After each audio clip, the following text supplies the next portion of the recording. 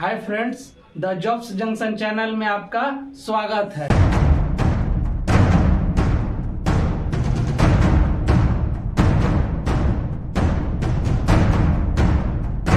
अब हमारा आज का टॉपिक है भारत का तटवर्तीय मैदान। यानी कि आज हम लोग जानेंगे कि तटवर्ती मैदान कहते किसको है ना, कितने राज्यों के साथ जो है तटवर्ती मैदान है। ठीक है, तो आइए हम लोग देखते हैं। अगर हम बात करते हैं तटवर्ती मैदान का, तो तटवर्ती यानी कि तटवर्ती का मतलब क्या होता है? तट यानी कि जल से सटा हुआ, जल के किनारे वाला क्षेत्र है ना, तटवर्ती कहलाता है, तट कहलाता है, किनारा कहलाता है ना।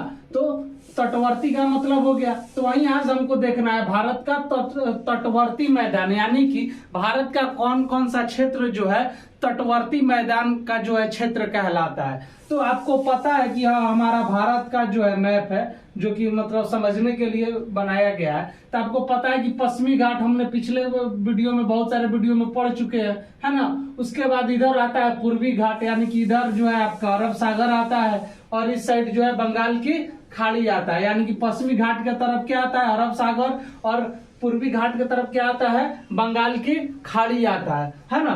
तो जैसे पश्चिमी घाट हुआ और यहाँ पे समुद्र है, तो इसका बीच वाला जो क्षेत्र जो कि रेड से कलर किया हुआ है, यह क्या कहलाता है? यह कौन सा क्षेत्र होता है? मैदान होता है। क्या होता है? मैदान होता है। क्लियर है? आगे हम लोग इसका देखेंगे निर्माण कैसे होता है।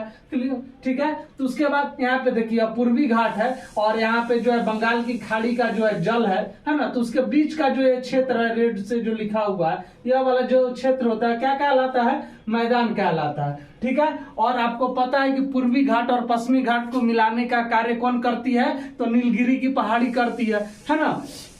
तो अगर हम इसके निर्माण की बात करेंगे, तो इस मैदान का निर्माण या तो समुद्री क्रिया से बने हैं या नदियों के निक्षेप द्वारा बनते हैं। मतलब कहने का मतलब है कि दोनों साइड जो है किससे घिरा हुआ है? समुद्र से घिरा हुआ है। तब समुद्र के द्वारा कोई क्रिया होगा, जैसे लैगून झील वगैरह का निर्माण हो जाता है। हम लोग आगे देखेंगे लैगून झील का निर्माण कैसे होता है ना। और लैगून झील का निर्माण वहीं होगा जहां पे समुद्र होगा, है ना। तो उस तरह से किसी प्रकार की समुद्री क्रिया के द्वारा तटवर्ती मैदान का निर्माण होता है, या फिर नदियों के द्वारा लाए गए निक्षेप से जो है तटवर्ती मैदान का निर्माण होता है ना। आपको पता है कि जितने भी नदियां हैं वह या तो अरब सागर में आकर के समाहित होती है, या फिर बंगाल की खाड़ी में आकर के समाहित होती है। ठीक है। और अरब सागर में गिरने वाली नदियां क्या नहीं बनाती है? डेल्टा नहीं बनाती है, एस्चुअरी का निर्माण करती है। और बंगाल की खाड़ी में गिरने वाली नदियां डेल्टा का निर्माण करती है। यह सब हमने पढ़ चुके हैं पहले ही।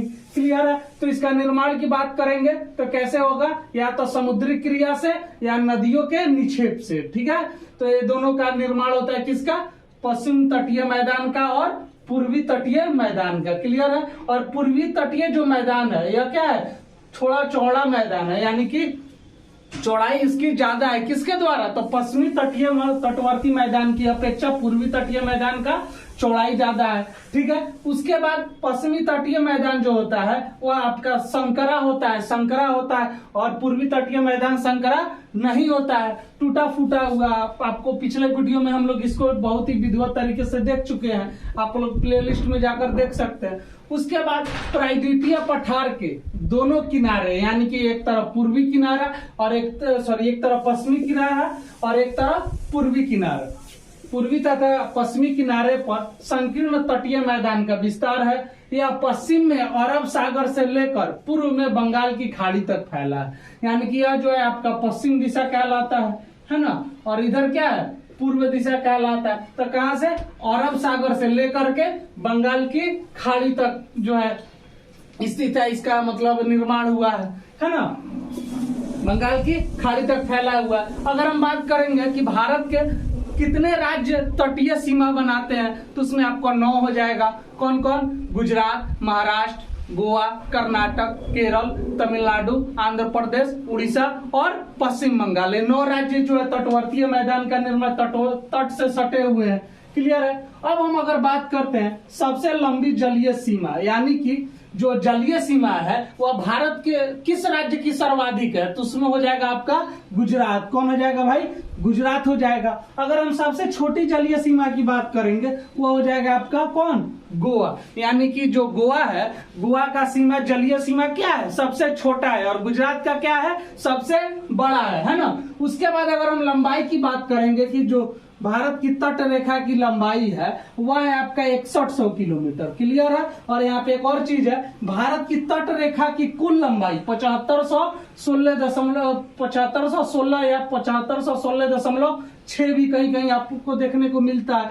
तो यहाँ पे दोनों में अंतर है, एक लंबाई है भाई, एक कुल लंबाई है। अभी लंबाई और कुल लंबाई में भाई इतना का फर्क कैसे हो गया, 1400 किलोमीटर का, है ना। तो उसको समझते हैं। देखिए, अगर भारत की तट रेखा की लंबाई की बात की जाएगी तो बस केवल यहाँ से यहाँ तक और यहाँ से यहाँ तक को जोड़ेंगे तो वो कितना हो जाएगा, 6100 किलोमीटर। और कुल सीमा रेखा की बात करेंगे, यानी कि कुल लंबाई की बात करेंगे तो भाई यहाँ पे आपका क्या है, अंडमान निकोबार है, यहाँ पे दमन है ना। यानी कि भारत के बहुत सारे क्षेत्र जो कि जिसको हम लोग द्वीप समूह के नाम से जानते हैं, द्वीप के नाम से जानते हैं, वो भी भारत का अभिन्न अंग है ना। तो उनको भी हम जोड़ेंगे, जब कुल की बात करेंगे तो उनको भी हम इसमें जोड़ लेंगे। तो जब उन सबको मिला दिया जाता है तब कितना हो जाता है, 7516.6 या 7516 किलोमीटर।